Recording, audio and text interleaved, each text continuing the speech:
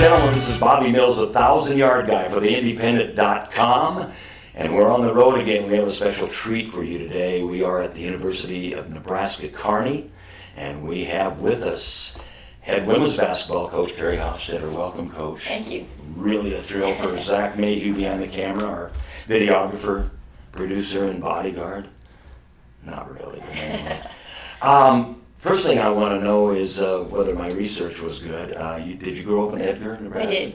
Are you a farm girl? I am not. You're not a farm girl? I lived in town, and my parents both worked. My dad worked for Shuck Drilling, the water well drilling company in town. Sure. So, and then my mom worked a lot of years at the nursing home. So. Okay. How many brothers and sisters? I have two older siblings, a brother and a sister, and then a younger brother. Were they athletes?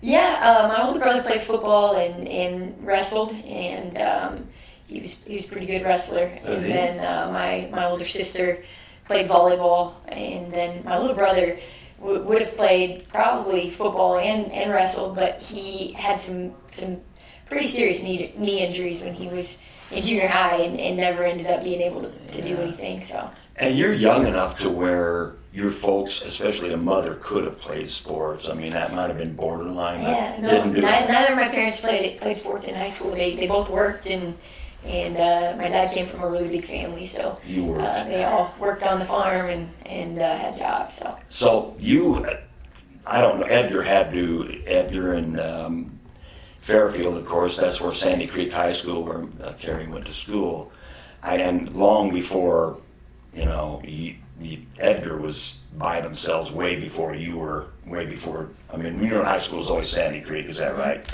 In high school, yeah. Yeah. In junior high. Yeah, right. And I don't know when it opened, but it's, you know, whatever. But this young lady was part of a 95-game winning streak down there. And I can't think, did you lose a game in high school? Well, you know, everybody says we didn't lose. What people don't understand is when I was a freshman, I didn't get to play much on varsity at all. We had several seniors. We had Pam Shaw and Elizabeth Herbeck, who were both, you know. Well, Pam Shaw was okay. Yeah, she was a junior when I was a freshman. Okay.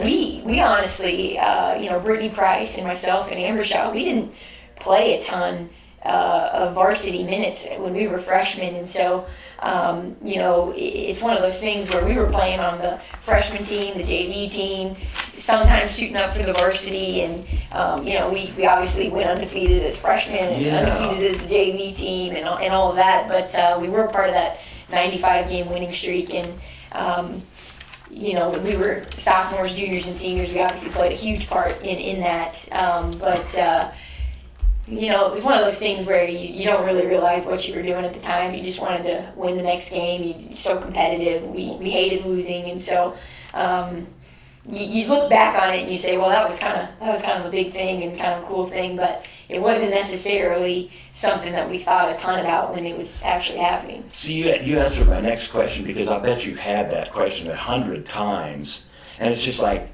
you know, you were a point guard, I'm sure, and it's just like asking you if you make a sweet move on somebody and all of a sudden they wonder why you're by them. What were you thinking about at that time? You don't think, you just do it. It's instinctive. Right. And I thought maybe instead of asking that question, which you just answered, I just had a feeling that you guys really never thought about it. You just got out and played and knew you were gonna, you know, be that good. Yeah.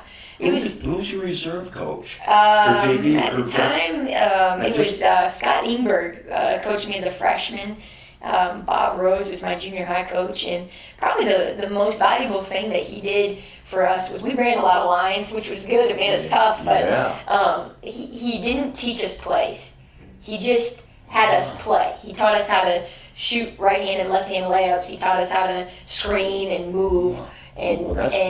But we didn't have set plays in junior high. We just played and had one inbounds play. And you know, now there's so many junior high teams that have a playbook that's bigger than my college team's playbook. And so that was probably where we kind of learned how to just play a little bit. And then obviously in high school we added those defensive concepts and the press and all that kind of stuff. I think that's a good way to start out. It was a great way. And I talked to a gentleman that is a tall guy he's a great football referee official.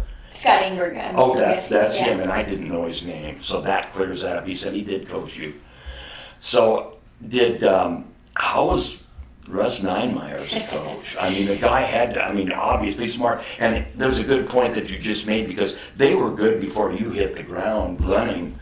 Yep. You know, as a freshman, they were good before that, way back in '91, I think. I don't know how long Coach Ninemeyer was there before you were a freshman. Yeah, he was there for several years. Yeah. I'm not exactly sure how many, but they were good. And so we went to, in elementary school, we would go to the state tournament, and I remember in 5th or 6th grade, Amber Shaw and Brittany Price and myself all being there and promising each other that, hey, one day we're gonna be doing the same thing. And so it was kind of one of those things where we really my whole career as a basketball player and coach and all of those things, I've happened to be at the right place at the right time with the right kind of people. And might be a little more. and so at St. Creek that was already going. That was already, we walked into a good situation. But you had to be good to keep up the tradition. But so you did not lose as a starter, is that correct? Yeah, that's correct. And I interviewed, we did Gina Johansson at Hastings College at first, and she didn't want to be reminded when you guys played each other in that state championship. I thought that was Pam Shaw, but that had to be Amber when you were. Yeah, that would have been Amber. Year. Yep, Amber Shaw, Brittany Price, Taryn Ninemeyer, myself, and then I forgot about her. Several other kids that played some roles. How early were you recruited in high school? Was anybody looking at you as a sophomore? No, it was one of those things where you waited your turn, and as a sophomore, I was still playing a role. I wasn't a huge part of what we were doing, and even by my senior year, I was kind of a late developer. I mean, I was a point guard, but I had several, good shooters on my team, and so I wasn't asked to score a ton. I was just asked to get the ball where it needed to go. But you could have. After my freshman year at college, I really, I kind of, it's always questionable whether or not to do it in college, but I redefined my whole shot. Really? I did. And I wondered if you could do that. You can tell me, because I don't know if I didn't think you could do that. You have to want to do it. I know. And you got to be willing to shoot a lot of shots to do it. Yeah. And Tony Hobson, my college coach, was a huge part of teaching me kind of a new way to shoot it that would be more consistent for me. Okay, well that makes good sense. Did he start getting interested in your abilities when you were a senior, maybe? Or because he had to be happy, man. Sandy Creek's right down the road. You're talking about recruiting in Kansas and Oklahoma, how, like Gina, boy, the St. Cecilia pipeline is just right across town. But they had to be good looking at girls. Yeah, Tony wasn't there during my recruitment. Oh. Ken Rodas actually was the coach there who I committed to play for. Okay, and Gina too.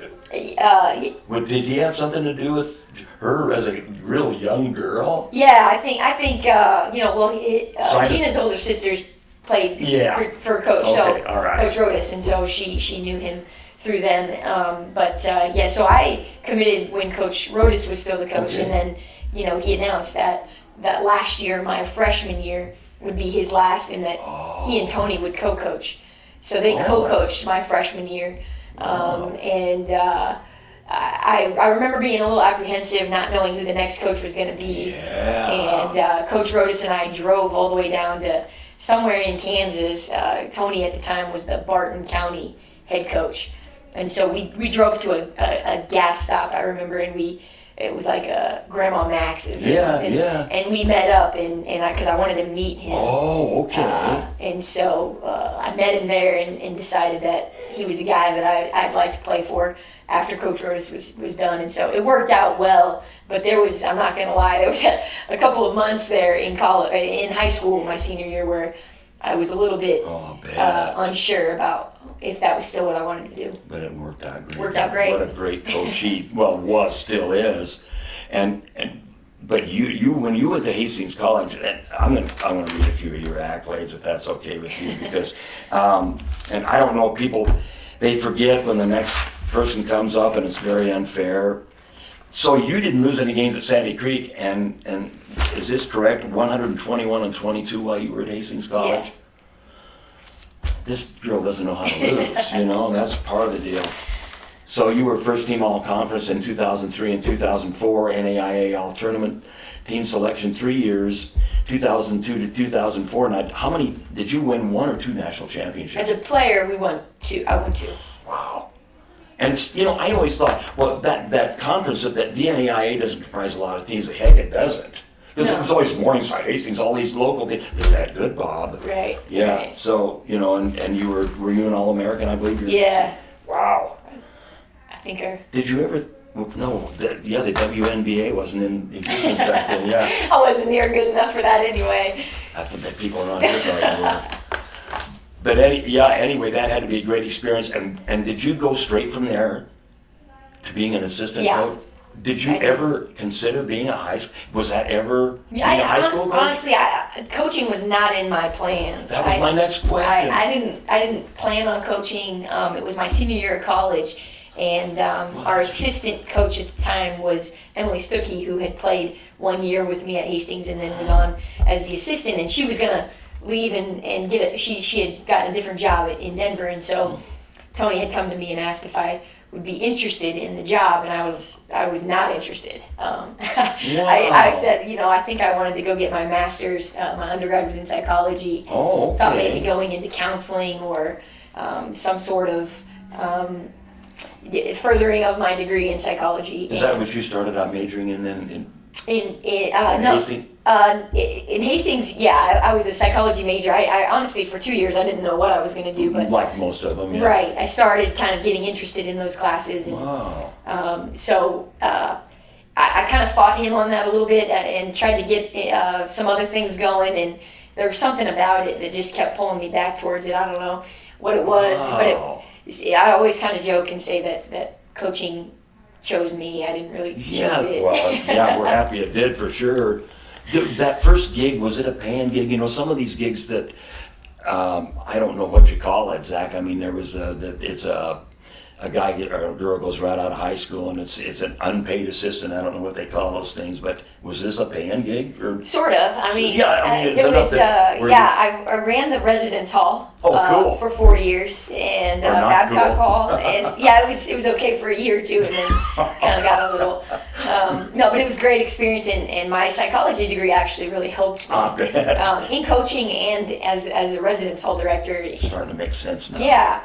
So I did that for 4 years, and then so that kind of paid. You know, I lived for free, and it paid me. I think maybe like $1,000 a month. But and still, then, your expenses were yeah, and then like $5,000 for the coaching part. So that's not you know, bad for it wasn't bad. It wasn't something that I wanted to do. You know, for 10 or 15 years that way. But it was a good.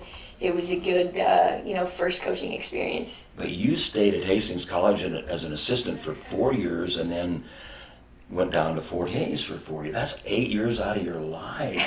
And all that time at Fort Hays, did you ever think you would get a head coaching job? They had to see the potential there. It probably wasn't until about my 5th or 6th year in coaching that I really was sure that that's what I wanted to continue to do, and that's what I would pursue as a head coach. And so, you know, a lot of times people will ask me, how do you know when it's time that you want to be a head coach? And I think, you know, for me it was just this comfort level of, okay, understanding offensively, you know, structurally, what do you do with certain kind of players, and so difficult. How to put them in the right situations to be successful, and you get to a point where after I was with him for 12 years, with Tony for 12 years. We talked about that. And so you get to a point where you're like, okay, I think I've learned about as much as I can learn from him. I see. And so. Did he recommend you for jobs anywhere?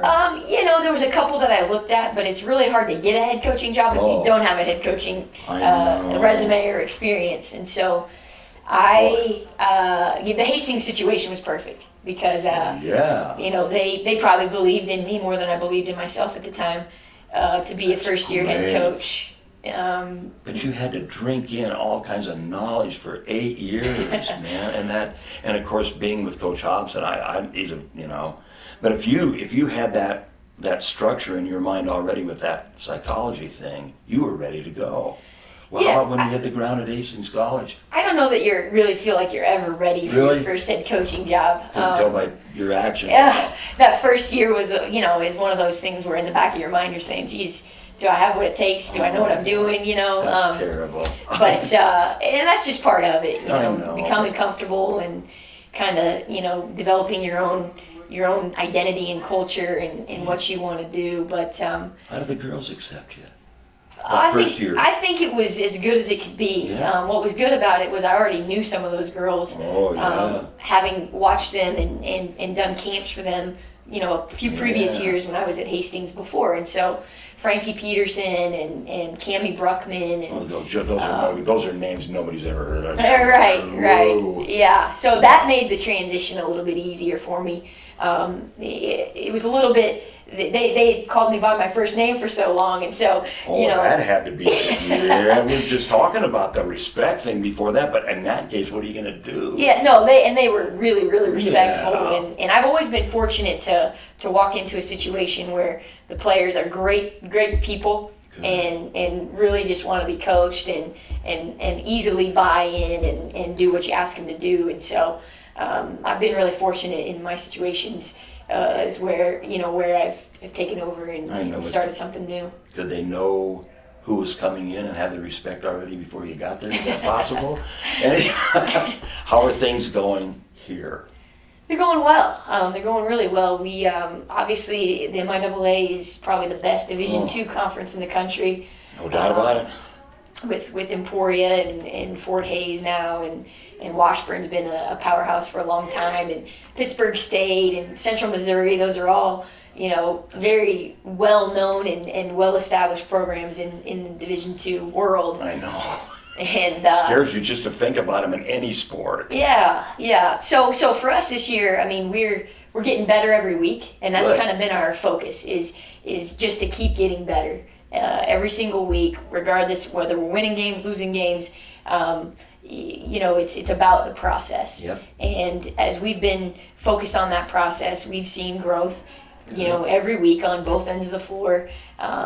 This team has really bought into the thought that, defense and rebounding are things that we can control. Yes, yeah. On a night in and night out basis, and in this league where you're playing against a really good team every night, you gotta be able to control something, and so they've really bought into that concept of we're going to be really tough defensively, and we're going to be really consistent in rebounding both offensively and defensively. Boy, I like that layout. How's your assistant? I don't even know any of your assistant coaches. Obviously, it's a pretty good staff, isn't it? Yeah, Brandon Rohr is actually originally went to Meridian High School. Yeah, that's a Meridian Dakin name. Yeah, went to Nebraska Westland, and then got into the coaching world and was down in Austin for a while at the Division III, and then was at SIU. Yeah. And so jumped to Division I, and then was at Jacksonville University, which was also Division I. No. Spent a little time at Division II in Arkansas, and so he has that experience at all different levels. Has some good recruiting connections. And, that helps. Yeah, and then it also helps that we have the same philosophy and the same approach in coaching, and so he's been really, really valuable, for me here, and was pivotal in bringing a couple of kids to the table. Nice. For this year. Our starting post player is a connection that he had, and so. Cool. He's been really helpful. And then my graduate assistant is Janie Rapp, formerly Van Kirk. Yeah, yes. Who played for me at Hastings for 2 years, and which has been really helpful because she knows, what I teach and how we want things done. And so she's been a huge asset. She's an awesome person, and everybody likes her. And so she's been able to build that rapport with our players, and then also be a great example. She can jump in with them and still, play and be really good. So, she's been a valuable thing for us here. I winked at Zach. Does Carrie Hofstetter jump in and play? Not anymore. Not anymore. That's the same thing Gina said. I don't do that anymore. Not anymore. One thing is it's really hard to watch and play at the same time. Oh, yeah, you can't do So and I'm so competitive that I get in there and then I want to, I want to play instead of be a coach. And so that's you, yeah. And I'm just too old, so. Yeah, right. I want to tell everybody out there, I followed you in high school some, and of course at Hastings College, everybody knew who you were that is around basketball. But this young lady did a clinic at Central Catholic. My son-in-law, I think, had some coaches there, and there were some good coaches there. And I'd forgotten, I mean, it's no disrespect, I just forgot where you were.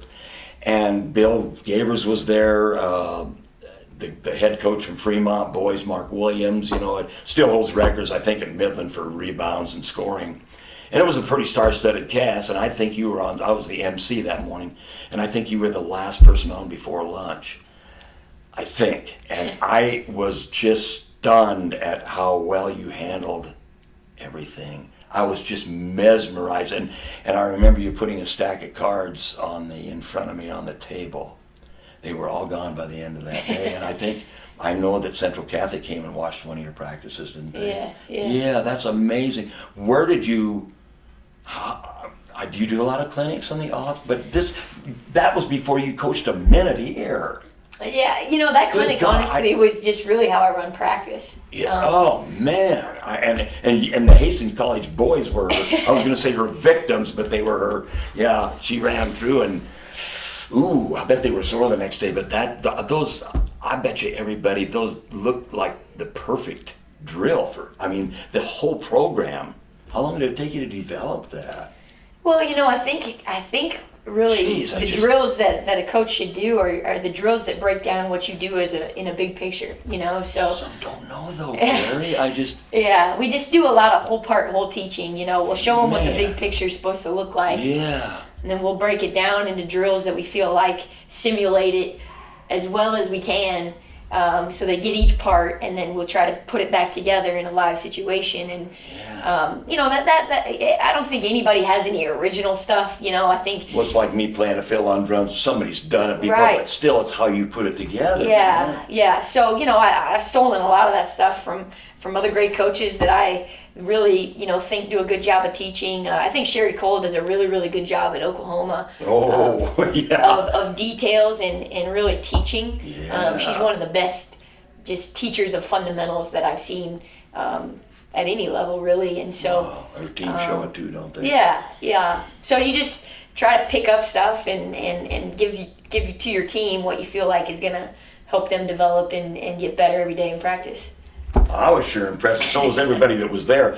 There's two questions I wanted to ask you, and maybe somebody else knows it, but I'm not familiar with. I didn't realize that you had boys scrimmage against the girls, and Cam Aiken told me that Connie does that down at the U, and of course Cam's sister, I think, is on your team. And where do these guys come from? Are they just former basketball players in high school? Yeah, at Nebraska, it's a little bit easier to get really good basketball players. There's some guys I know that practice for Connie that were maybe all conference, all state kind of high school basketball players who are just going to school there and want to help the women's team and want to work out and play basketball. And there's probably not a better opportunity to play against really good competition than playing against Nebraska's women. Not unless you get schooled. Yeah. So for sure. There's a lot of teams that do it. You obviously have to have that ability to find those kids that are gonna be able to show up on a regular basis, and obviously they don't get paid or anything like that. So is there ever any hassles of these guys get upset when they get schooled by some of the girls? No, I mean, we've had some guy practice players at different times, and some of them have been really good, and some of them get a little ego going and maybe try to block shots. And the main thing is you want to get guys who aren't interested in the ego thing. They're interested in helping, and so they're not gonna put your girls in a situation where they're gonna get hurt or anything like that. And so it's beneficial. Yeah, it is. It's very beneficial. The physicality, the way that guys move and their quickness and their explosiveness and their ability to jump and all those things force you to play at a level that you're not used to playing at. Do you let them bang pretty good at times? Or sometimes we actually right now we don't have a men's practice squad for this first year. Okay. Primarily because we started out with a pretty big number. Right. And we felt like we needed to get reps for everybody. Cool. On our team, just because we're trying to establish habits and trying to make sure that we're all on the same page. But I know a lot of teams that do it and a lot of teams that really benefit. Do you like it? Yeah, I think it's great if you can find a group of guys that are the right group and that can show up on a consistent basis. Well, they should want to do it. I think that'd be great to keep playing. I guess one of my last questions is, I didn't know, I've noticed that there's a lot of big girls playing at the NCAA level. And we talked about it before. Where did this start? Was it with those girls down at Oklahoma? They're the ones that I remember. I mean, UConn most. I don't know. That was back in the early 2000s when the Paris sisters were at Oklahoma, and there may have been some before that, but those are the girls that I remember having the most press and attention and success, and really people saying, okay, maybe big girls have a place and they do. The athleticism of a girl that big, if she can move and she can be a major factor. And so it's obviously more acceptable now, and girls are getting taller and taller. Our best player at Fort Hays was 6'4", and she was dominant. And so it's one of those things, if you can find one that's skilled enough and that can move well enough to play at that level, they can be a huge asset. Boy, they sure can. I just noticed that Hastings College, I think, has a pretty good sized girl down there, but she can move also, and it's just like, it's pretty scary.